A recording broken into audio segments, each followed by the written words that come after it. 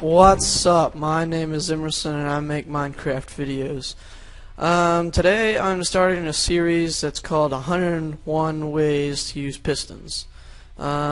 Pistons are an addition to the game Minecraft and 1.7 beta update to the game. And I might start some more series and do some more stuff, but right now it's just Pistons. And this is just an introduction into the series. Now you'll see here we got 2 regular pistons and 2 sticky pistons. Sticky pistons are just like the regular pistons, except they can pull back blocks. So I'm going to place a block here, and when I apply power to it, it'll push the block, and then when I take off the power, it doesn't pull it back, so it'll just push it out. And same thing with the vertical. Now here's a trick. If you get some sand or some gravel and you put it on top of the piston, when you apply power to it, it'll push it up, but when you let go, it'll fall back down. This is a useful trick that you'll use because sometimes you might have 2 pistons stacked on top of each other and then the actual block. So you got to get it to fall down, so you'll have to use sand. Sand or gravel, but I like sand better than gravel. So moving right along. Now if we go over to the sticky pistons, if you apply power, they'll push it out just like the regular pistons, but then they will pull it back. Same thing with the vertical.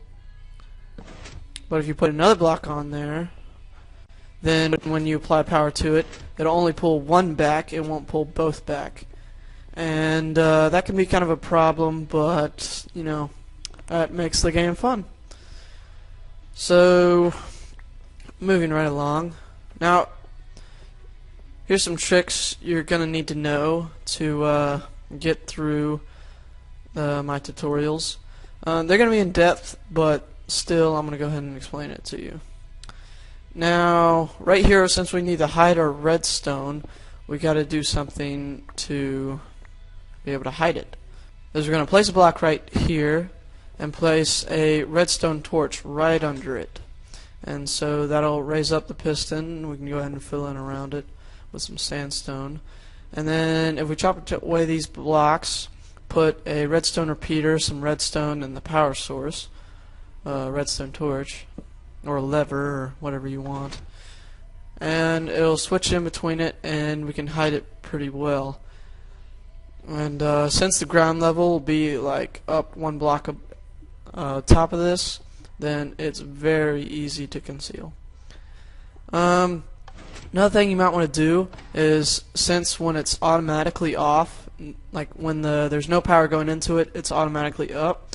If you don't want that, we can put in an inverter, which is basically a block with a redstone torch on the side, and so we connect that up.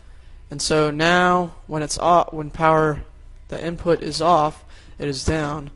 So we can put a lever there and switch it.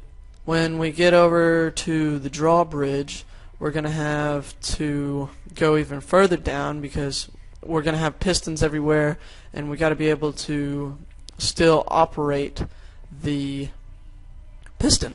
So what we can do is dig down a lot, and basically what we're going to do is the same thing we did over there, except we're going to put that inverter that we had on top of it, and you'll see what I'm saying. And we put a redstone torch on the side and then put another one on top right there. And then we go over here, did just what we did on the other side. So we dig this out. Basically that's the inverter on top of it, which works pretty well. So we get the redstone with the redstone repeater, put a power source, and that pushes it up. Now it only works when it's on the side. If we put it on the bottom like that, see, it'll still hold it in, but you can't operate it. Like, you can't change the state. You'll see some examples of what you're going to see. You're going to see an elevator, a spiral elevator, that can go from bedrock to the sky limit in under 30 seconds. And you'll see a 2x2 door, which is the simplest door it'll get. We have a 3x3 door with a piece missing in the middle. Still a 3x3, but it's relatively simple too. Then we have the hidden 2x2 door, which is pretty cool because it's flush with the wall and you can hide it. But still, when you walk down the hallway, you can still see the pistons. And to hide the pistons, it gets into pretty advanced stuff. We also have a 3x2 door, which is a really compact design. It's really cool. We have some stairs with a T flip-flop. So don't pay attention to the T flip-flop with the button. That's a drawbridge, and that lets down lava. And actually, what you can do is if you raise up the sand so you can walk over it, and then if you lower it down and then you run across the middle, you can hopefully make it across without burning. That'd be kind of a cool idea for an adventure map. And so over here we can find out another thing about pistons is that if you have, it can push up to 12 blocks, and right here we have 13, and so it won't push it. But if we take one off the middle, and then see, it doesn't do anything, but we have to reapply the power. So we take it off, take it back on, and it pushes it. But the top does not move because right here we have obsidian, and a piston does not push obsidian. This other thing we're going to be using is that if we have a block that is parallel with the bottom piston, we can put a torch right there and push both of them. And so that works pretty cool. And another thing is we're going to need to be able to operate a piston from the top.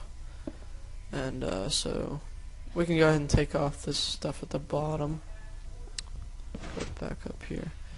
And so if we put a torch up here, it doesn't do anything.